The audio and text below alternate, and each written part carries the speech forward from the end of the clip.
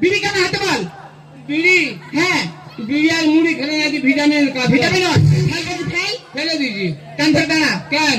কান ধরে দাঁড়া। বল পরশু স্কুলে আসিসনি কেন? কি বলছি ম্যাডাম?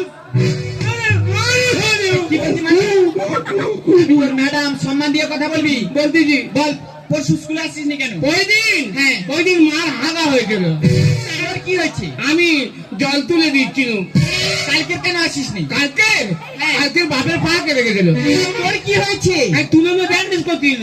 আজকের বা কেন এসেছো? আজকে আসতুনি। কেন এসেছিস কেন? আজকে কিছুতেই আসতুনি। কেন এসেছি বল? শুনেছি দুটো করে ডিম দিচ্ছে, সেই জন্য এইছি। ও, তুমি লেখাপড়া করতে আসোনি, এখানে ডিম খেতে এসেছো।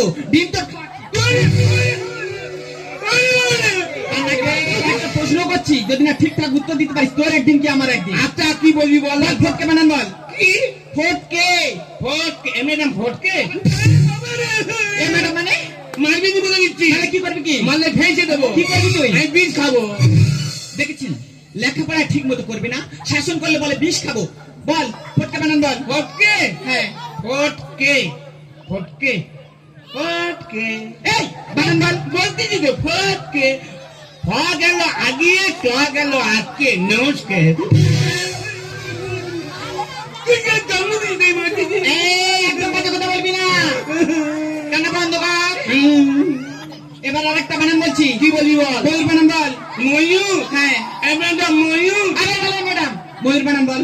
ময়ূর ময়ূর ময়ূর ময়ূর। এই বলতেছি তো। বল তাড়াতাড়ি বল। ময়ূর? হ্যাঁ। ময়ের ওরে উর ময়ূর না। পা ভেঙে দেবো একদম। কান্না বন্ধ কর।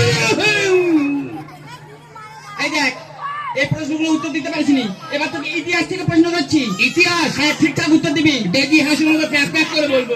ঠিক আছে বল। হ্যাঁ। সিরাজদৌল্লা কে ছিলেন? সিরাজদৌল্লা কে ছিল?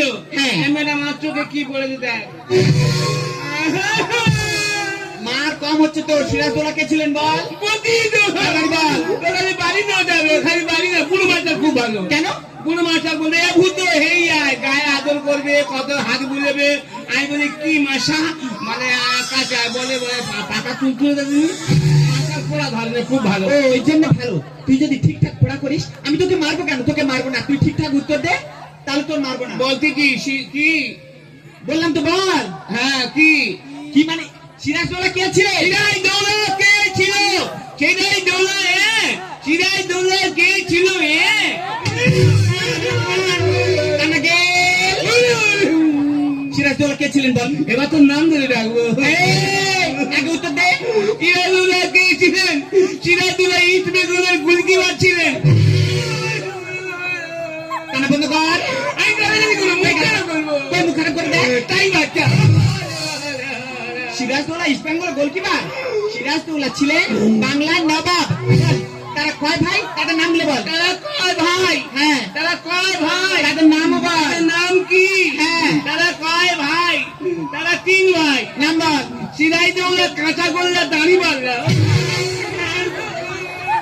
এই একটা নাম হচ্ছে। এই একটা নাম ধরে রাখবো। তোর নাম ধরে ডাক। এই করবি। কি সাহস দেখেছেন? লেখাপড়া করবে না, শাসন করলে আবার আমার নাম ধরে ডাকছে। এবার তোকে কয়েকটা কবিতা বলবো, ঠিকঠাক উত্তর দিবি। কপাল দিয়ে একটা কবিতা বল। কপাল? হ্যাঁ। কতে কপাল? কপাল দিয়ে কবিতা বল। কপাল? হ্যাঁ নমস্কার। কপাল বল। কপাল ভিজিয়া যায় নয়নের জলে। কপাল কোনোদিন নয়নের জলে ভিজেছে? থাম দাঁড়া, হাফ বলেছি এখন হাফ বাজি। বল পুরোটা বল। কপাল ভিজিয়া যায় নয়নের জলে, পা দুটো বাঁধা ছিল আমরা গাছের ডালে।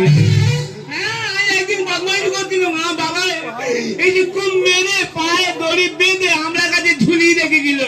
আমার মা বলে কি করতেছিল, ছেলেটাকে বলে গেল বলো যেমন ছেলেটার তো শিক্ষা হওয়া দরকার। যত কাঁদতেছি টাস টাস করে কপালে ভিজে গেছিল। ওই জন্য বলতেছি কপালে ভিজিয়া যায় নয়